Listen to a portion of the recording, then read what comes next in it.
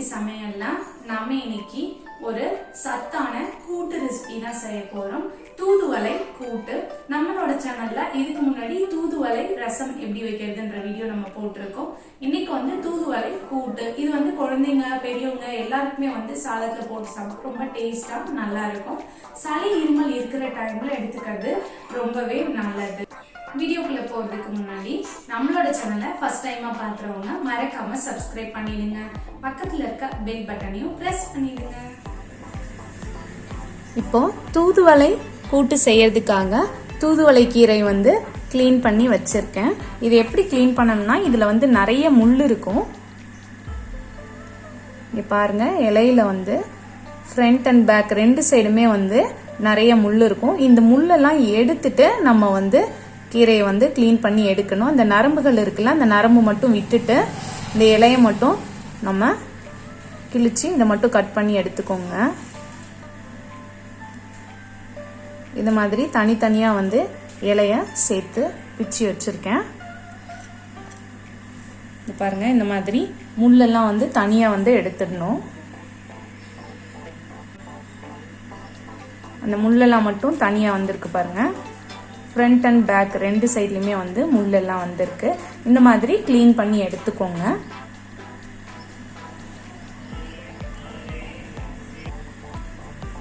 இந்த கீரையை க்ளீன் பண்ணுறது நமக்கு கொஞ்சம் கஷ்டம்தான்.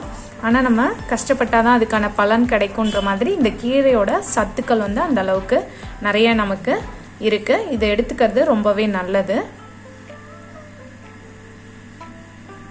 இப்போ கீரையை க்ளீன் பண்ணியாச்சு. இதை வந்து நம்ம தண்ணியில் நல்லா வந்து வாஷ் பண்ணி எடுத்துடலாம்.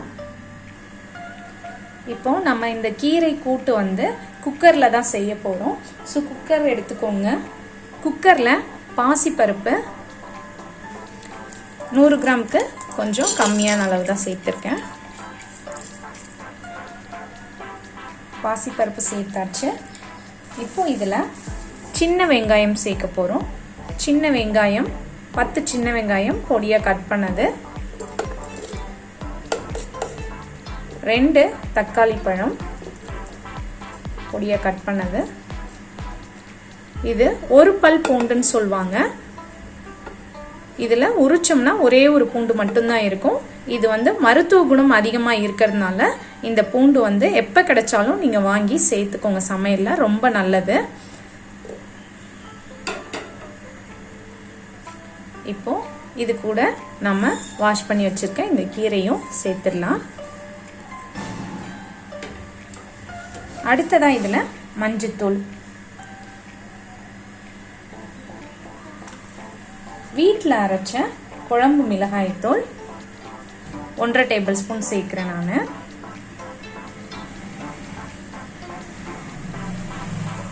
ஜீரகத்தூள் 1/2 டேபிள் ஸ்பூன் சேர்த்துருக்கேன்.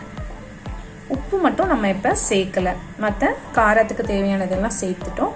இப்போ கூட்டுக்கு தேவையான தண்ணி சேர்த்துடலாம்.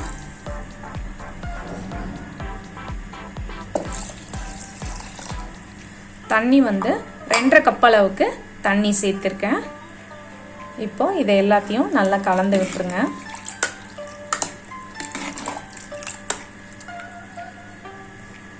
இப்போ இதில் பெருங்காயத்தூள் சேர்க்க போகிறோம்.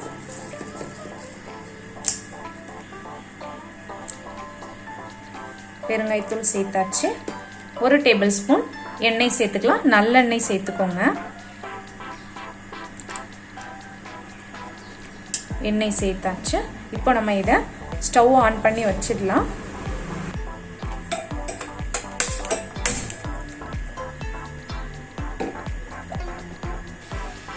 இப்போ இந்த கூட்டை வந்து நம்ம க்ளோஸ் பண்ணி வச்சிடலாம்.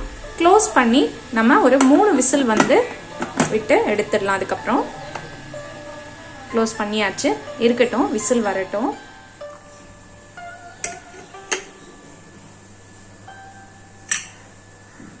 இப்போ 3 விசில் வச்சு நம்ம எடுத்துட்டோம்.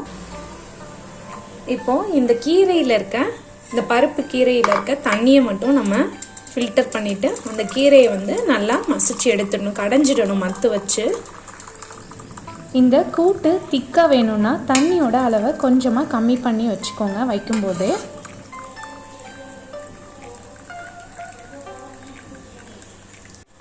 இப்போ தண்ணியை வடிகட்டியாச்சு. இந்த பருப்பும் கீரையும் வந்து நம்ம நல்லா வந்து கடைஞ்சி எடுத்துடலாம். கடையிறதுக்கு மண் பாத்திரம் மத்து வச்சு கடைஞ்சிங்கன்னா நல்லா டேஸ்டா இருக்கும். அப்படி இல்லை அப்படின்னா நீங்க வந்து மிக்சியில கூட இதை லைட்டா வந்து கடைஞ்சி எடுத்துக்கோங்க. ரொம்ப வந்து அரைச்சிடக்கூடாது, லைட்டா மட்டும் கடைஞ்சி எடுத்துடுங்க. இப்போ இதை வந்து நல்லா மசிச்சு எடுத்தாச்சு. இப்போ இதுல நம்ம வடிகட்டி வச்சிருந்தோம்ல இந்த தண்ணியை சேர்த்துடுங்க.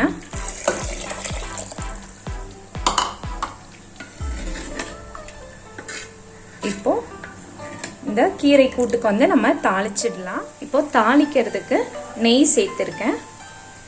நெய் சூடானதும் கடுகு, உளுந்தம் பருப்பு, பெருங்காயத்தூள், கருவேப்பிலை, ஒரு காஞ்ச மிளகாய், கடுகெல்லாம் நல்லா பொரிஞ்சதும் இப்போ இந்த தாளிப்பு எடுத்து நம்ம குழம்புல சேர்த்துடலாம்.